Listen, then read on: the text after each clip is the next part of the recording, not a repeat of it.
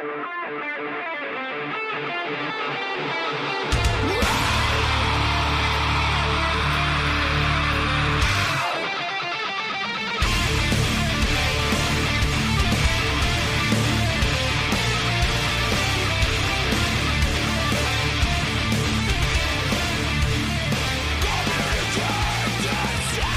we go. Today is Sunday, September 22nd, 2019, and this is episode 237 of the Defensive Security Podcast. My name is Jerry Bell, and joining me tonight, as always, is Mr. Andrew Callett. Good evening, Jerry. How you doing, buddy? I'm doing great. How are you doing? That's the real question. I'm actually doing pretty good. It's been about 6 months since my rapid unplanned disassembly of my GI track, and I'm still here and kicking. That's very good news. I'm on the road to recovery.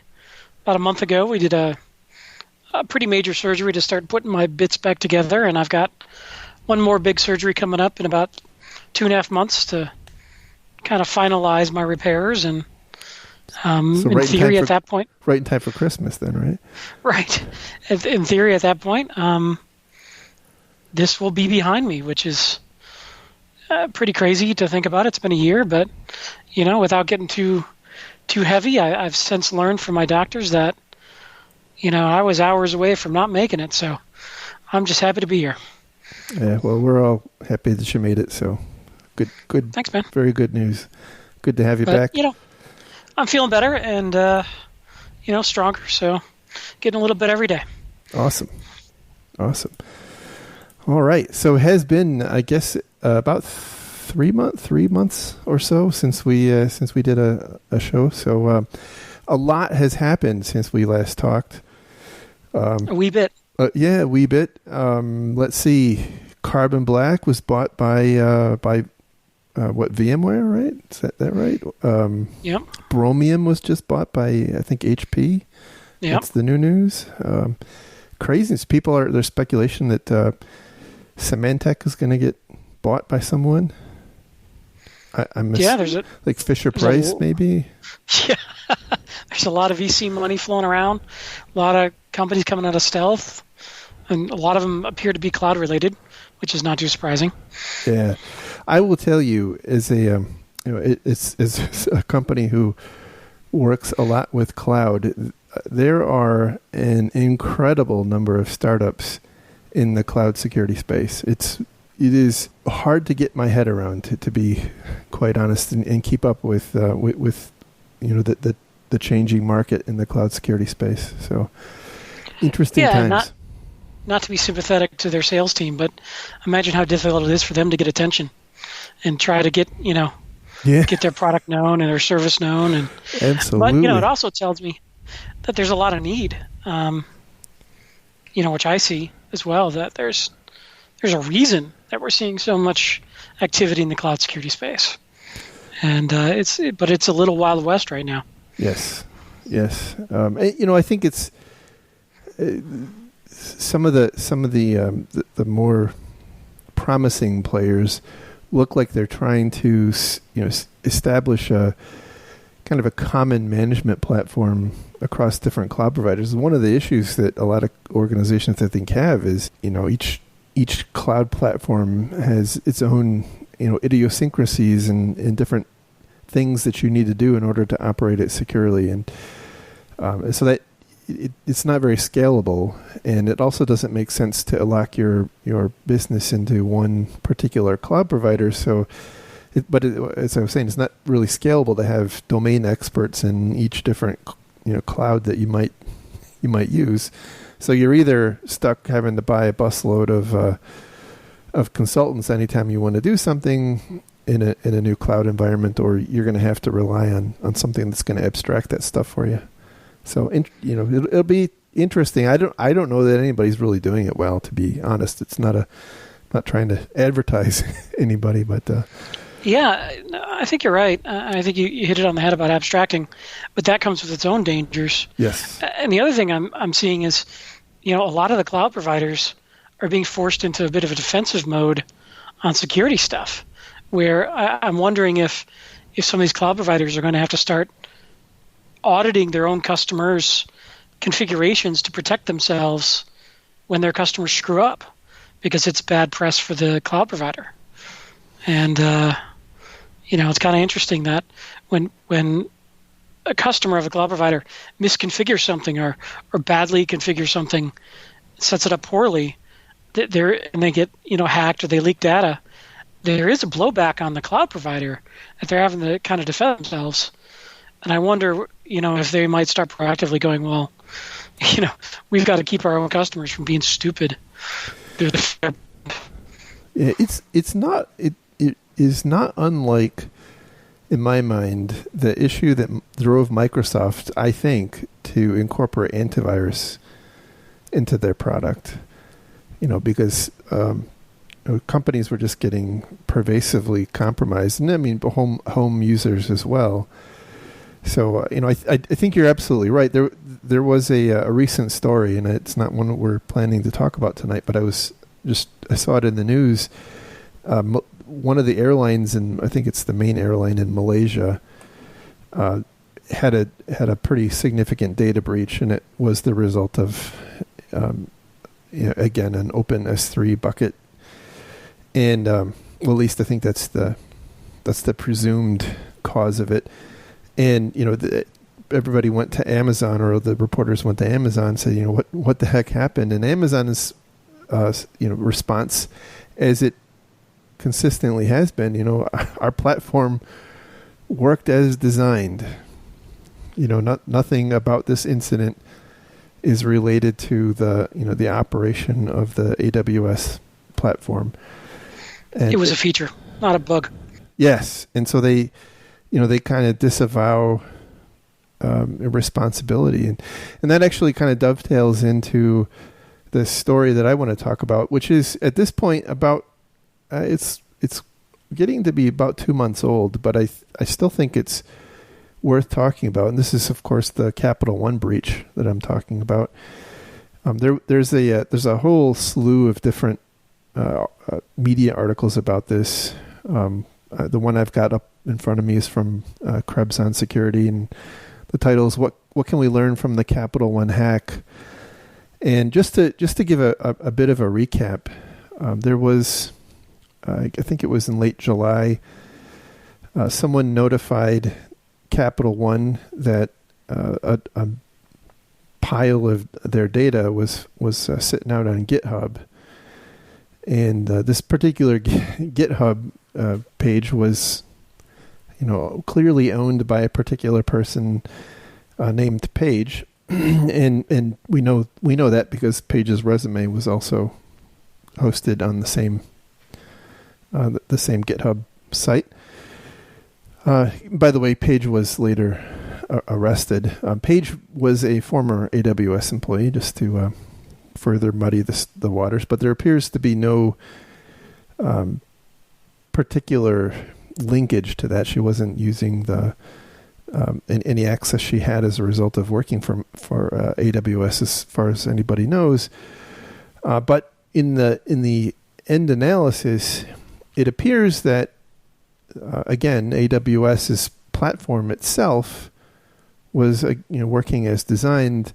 The data breach was the result of a misconfiguration, and actually, I would say it's a series of misconfigurations, not just one. And this is what I think starts to really highlight the complexities of operating in the cloud, and why it's difficult and important to have those domain experts or something, some kind of technology that can help you avoid similar types of problems. But in this particular case, the attack used kind of two what I would say two chained misconfigurations, or maybe a vulnerability and a misconfiguration.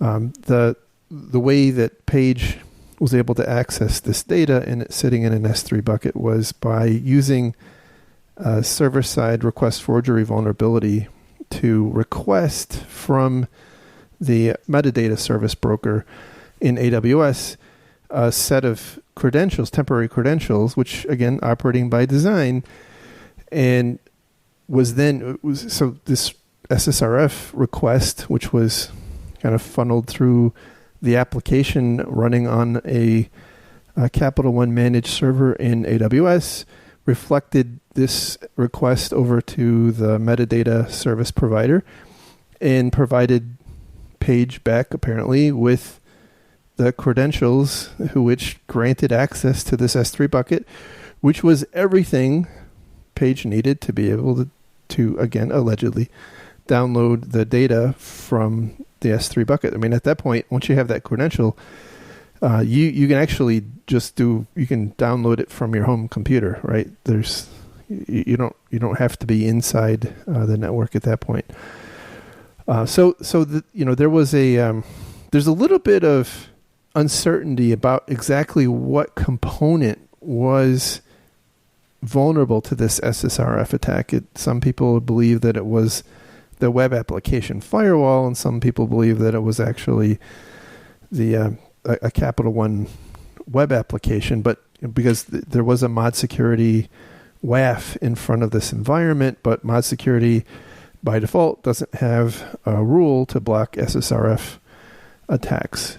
So again, this is not a novel attack, by the way. This is actually something that people have been grousing about, in particular at AWS, for quite some time, because it's a pretty simple mistake to make. SSRF attacks are quite common and easy, but as we can see, the results can be quite catastrophic. It's also interesting to note that while Capital One got all of, I'd say not all, but much of the media coverage related to this event, they weren't the only victim, the only apparent victim. I think there was somewhere in the neighborhood of 20 to 30. I never heard the final number of other victims. I think Honda and Ford and Desjardins up in Canada and a number of other companies had data stolen in the same, apparently stolen in the same manner or similar manner. So by the same person. Yeah. So it appears that Paige is, wasn't a hardened cyber criminal. It was kind of what I would call like chaotic neutral, maybe type personality. And had some what appears to be, according to some of the stuff that Krebs has written, kind of troubled personality, and basically was poking around. Pretty smart person, and was kind of just poking around, and very publicly talked about her her exploits, on Slack and on Twitter. So, so I guess take that for what you will. So, kind of going back to the conversation we had a couple of minutes ago, one thing that really makes me kind of concerned about cloud in general is we're kind of starting, in some ways, we're starting IT over again. That's probably too broad of a statement, but a lot of the heritage learnings and processes and knowledge that our administrators and developers have accumulated over the years are only partially helpful in a cloud environment. And I think what's even maybe more troubling is that it can lead people to have this confidence that they actually understand what they're doing, when in fact they don't. Yeah, it's a whole new skill set in many ways, and if we really dive into this, we find that a lot of the problem here was just either misunderstanding or misconfigurations of permissions of the different bits and pieces of what was running in AWS. And it's very powerful and very, I guess I would say, dangerous if you don't understand how all those things interact. And that's what I think we're seeing over and over again, is this different skill set, and people are rushing to the cloud for all of its advantages, but not necessarily knowing what all these buttons do and how to protect themselves. And we know as an industry very well how to handle that. And we're stumbling in the dark, and we keep shooting ourselves in the foot. And, what I think about is, hell, maybe somebody should just be, very rigorous about auditing all of the settings on a regular basis of everything that's built, to keep looking for, hey, this WAF doesn't need full read permissions of every file on the operating system.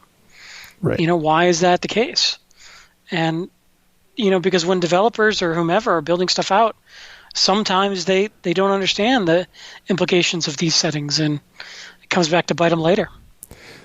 Yeah, that's right. That's right. In this particular case, I mentioned there were a couple of different things chained together. One was the fact that the WAF wasn't stopping the SSRF attacks. The other was that the SSRF, that something in the environment was vulnerable to SSRF. And then the last bit was that the apparently either the web application or the WAF, again, depending on which component was actually used to reflect the SSRF, had too much privilege. So the IAM configuration in AWS gave that role too much permission on the bucket. So there were some interesting discussions on different forums and whatnot about how this data should have been encrypted as it sat in the S3 bucket. But someone else pointed out that quite likely it actually was encrypted, but AWS gives you the ability to decrypt it, and that decryption can be transparent by role. And so it's quite conceivable that this particular role, which was used to steal the data, actually had the ability to read the data in an unencrypted form, even though as it sat in the bucket, it may have been encrypted. We don't know. That's purely speculation. But that is a common misconception about encryption. Right. If I'm coming in through an application, the application needs to be able to read the data, so it's got some ability to decrypt it. So that encryption doesn't protect against a misuse of the application that's meant to read the data anyway.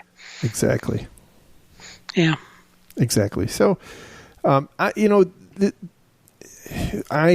continue to be a proponent of cloud in general, but I think that as an industry, we have to come to terms with the reality that we don't fully understand all of the nuances. And as we talked about earlier, those nuances are going to vary by provider. So, for instance, Azure and Google Cloud wouldn't necessarily have been as susceptible to this particular attack because they filter out the requests at the metadata broker. So, this is kind of really down in the weeds, and it's pretty specialized knowledge. And I think the other issue or the other concern I have with cloud is that it I don't want to say incentivizes, but it enables a broader what's the right way to phrase this? You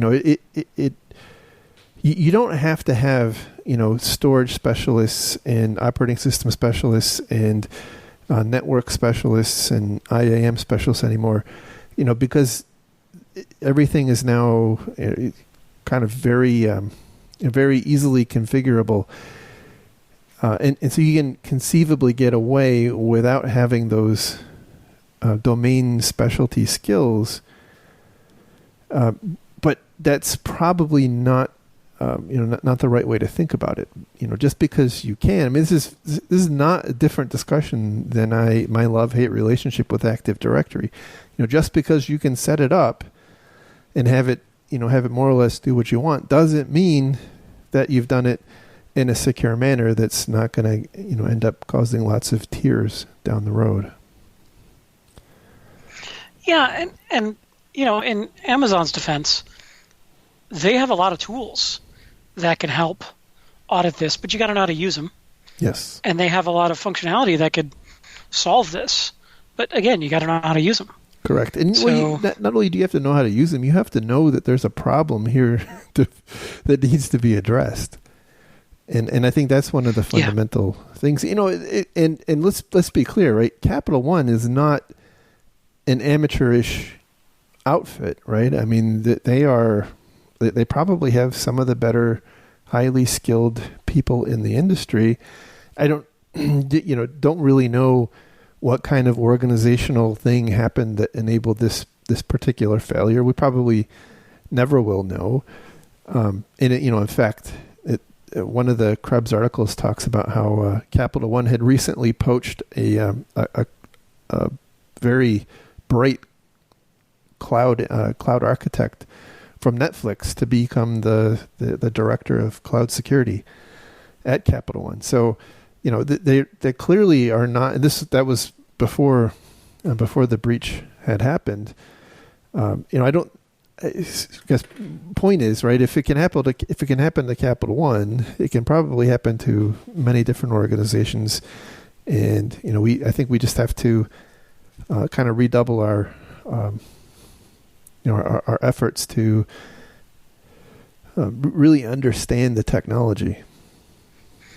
Yeah, I would agree. I mean, there is a huge potential benefit, though, of moving to the cloud, rebuilding with security at the core, shedding all of our technical debt, and doing it right in terms of security.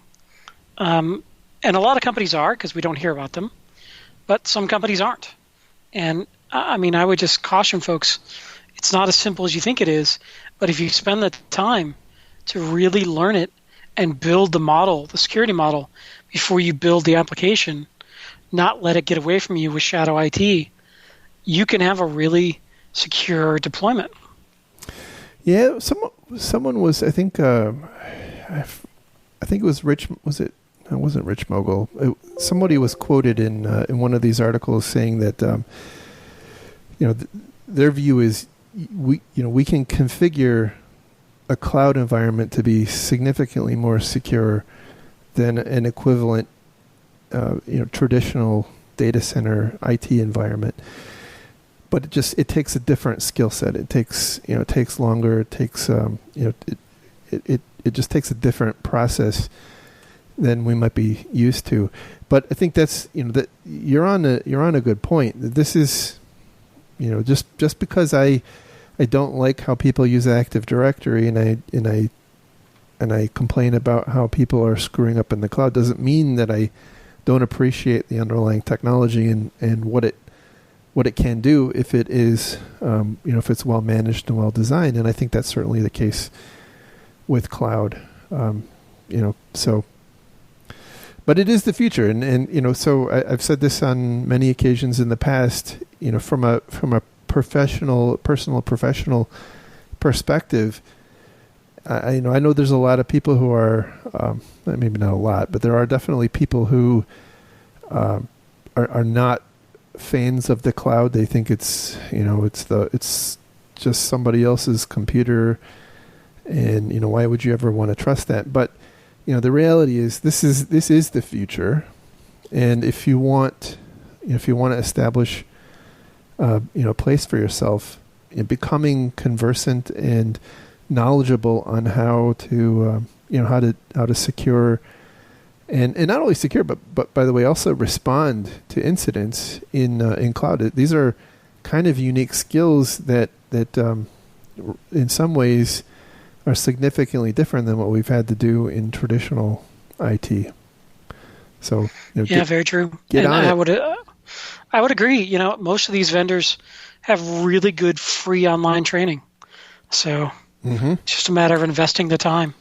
And I used to tell all my guys back when I had a job and was gainfully employed and not recovering from countless surgeries that the world is changing.